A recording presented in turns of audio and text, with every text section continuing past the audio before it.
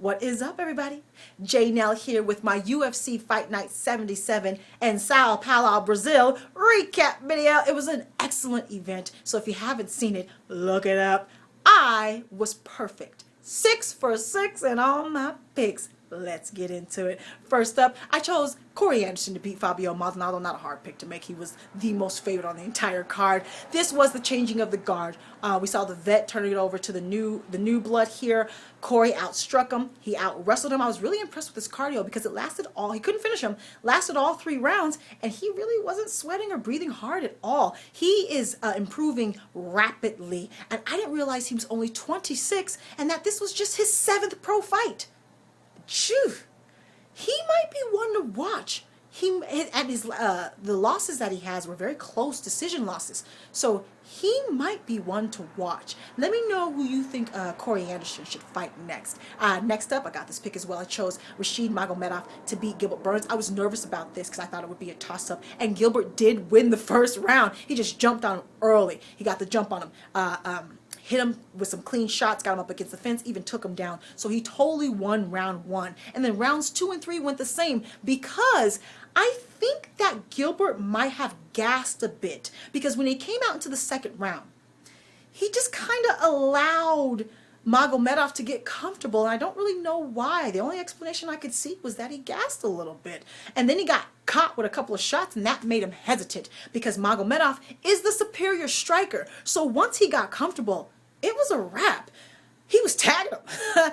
Tagging him. And in fact, my only knock is that I think Magomedov can be a little bit more aggressive. I think he needs to be more confident. There was 2 opportunities I think he had to finish him, once in the second and in the third, where he had him up against the fence, where he was tagging him at will.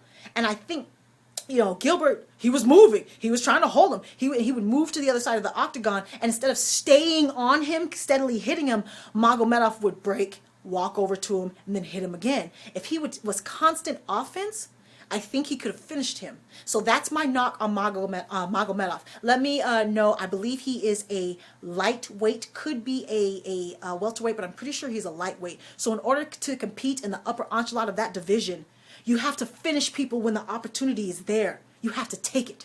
So that's my only knock. Get some more confidence, a little bit more aggressive, keep working on your full game. He's one to watch. Let me know who you think Rashid Magomedov should fight next. Now, next up, got this pick as well. Cowboy Alex Oliveira. He won against Piotr Hallman. It was a little bit better, Hallman. But this was a good fight, man. Hallman was down. He kind of showed me something here. So, round 1, they come out. Cowboy gets the jump on him. This is one of the most dominant first rounds I've seen in a long time. He could have even gotten the round by 2. Bloodied him up first round early. We're talking like a minute into this round here, people, and Hallman is already surviving. He's up against the fence trying to grab the arm, trying to grab the head, trying to get a takedown, trying to move, trying to survive, which he does. Not only does he survive, comes back in the second round and wins it. Works for a takedown. It took him a while, but he finally drug Cowboy down, held that position, went for submissions, didn't finish him, but he won round 2. Round 3, we're 1-1, and they both came out swinging because they both kind of had some confidence.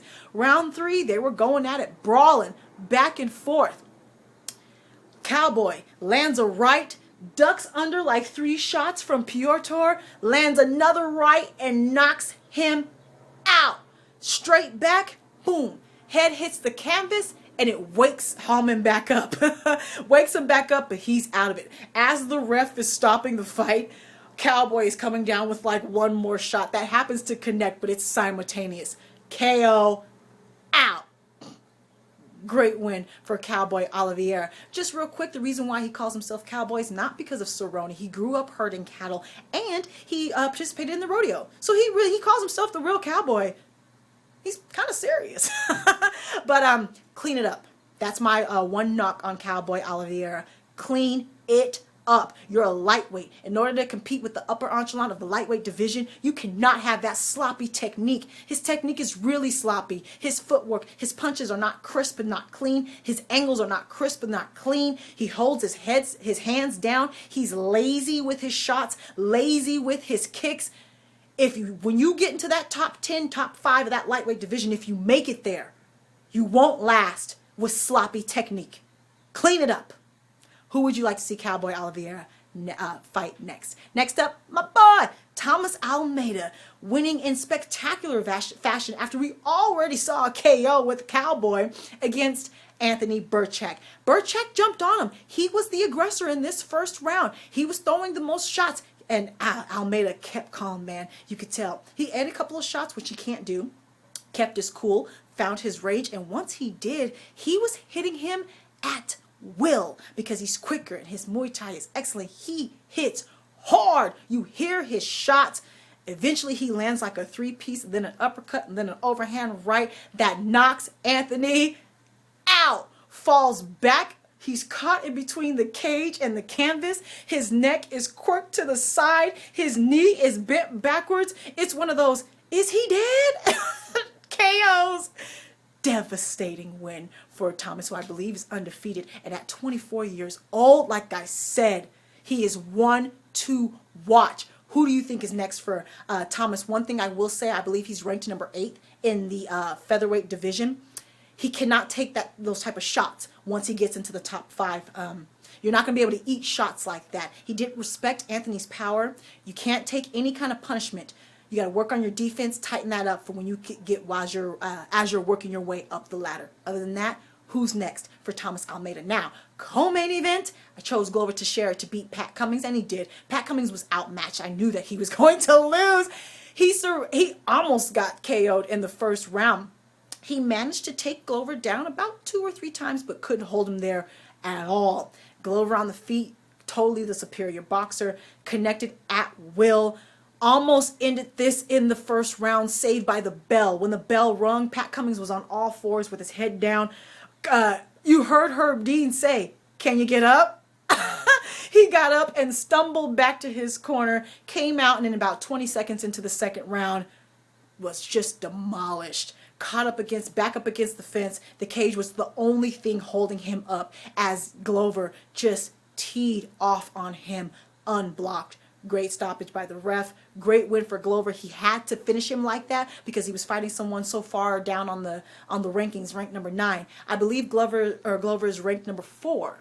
So who do you think is next for Glover Teixeira at 36 years old? Now, main event. Got this pick, chose Vitor Belfort to beat Dan Henderson, and he did. Real quick, kind of like the first time. In the first round, they were feeling each other out for about 2 minutes, literally not throwing a shot. The crowd was kind of starting to boo a little bit until Vitor unloaded a left kick that connected all face, unblocked, followed up with a couple of shots. One knocked him back, knocked Dan back, and his hands kind of went flat for a split second, and Herb called the fight. Good stoppage. Yes, Dan complained a bit, and honestly, like Brian Stan said, if this was even 5 years ago, he would have had kind of a gripe there. But Dan, at 45, no one wants to see you take undue punishment. No ref is going to sit there and let you get pounded on. At 45, we love you. We don't want to see you die in the octagon. Thank you, Dan Henderson. Do you think he should continue? And who do you think Vitor Belfort should fight next? Because he's still ranked in the top 10. Machida, maybe? Let me know how you did on all your picks. Let me know on any injury updates that you have. This was a great event. Follow me on Facebook, Twitter, and Instagram, where I have exclusive 15-second prediction and recap videos, all under J. Nell Owens or just J. Nell. Subscribe, like, talk to me, take care, and goodbye.